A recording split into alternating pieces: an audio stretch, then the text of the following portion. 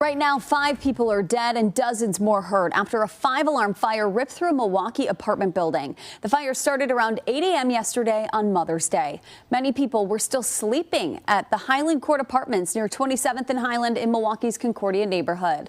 Firefighters and neighbors rescued people from 3rd and 4th story windows. Crews were on scene for hours throughout the day and into last night. They are investigating this fire as arson. News Chopper 12 flew over the apartment this morning. From the outside today, you can hardly see any damage or signs of a fire. 12 News' Duke Carter joins us live from Holler Park, which is at 6th and Edgerton in Milwaukee. Duke, that's where the Red Cross has set up a shelter. Yeah, the Red Cross is actually assisting people here, as you just mentioned, here in the Holler Park in this shelter here over my shoulder. And while we have heard different varying opinions about how operations are ran, some people like it, some people don't. What we can say, the common theme among the people here is that this fire started after an argument. Now, we did catch up with a couple of people who told us they had to jump or get rescued from top floors. One even had to catch a baby from the 4th floor of the complex. I hope I catch this baby. That's all I was saying. I hope I catch him. And don't drop him on the ground. I hope I catch him. And like I said, God was with me when I called him. My smoke detector goes off. So I go out there, smoke. My apartment is filling up with smoke. So I try to open the door to see, and it was just the hallway was full of flames. You couldn't get out there.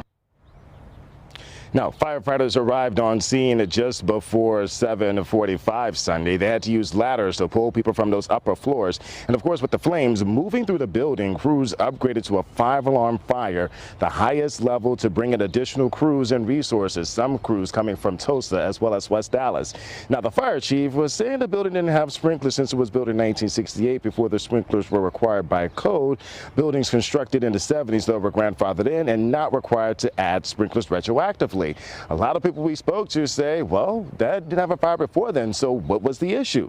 Well, we spoke with Mayor Cavalier Johnson on his thoughts, if the city can do anything to prevent something like this from happening in the future.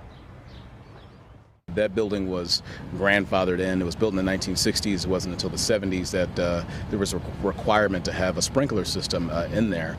But as was mentioned the other day, that's an expensive endeavor. But at the same time, like, we had lives that are lost. You know, what's more valuable? You know, having sprinklers in a building or preserving the life of individuals who live in a building like that. So very challenging. I want to see what the city's powers are in terms of, you know, addressing things like that. Duke, the cause of this fire is still under investigation.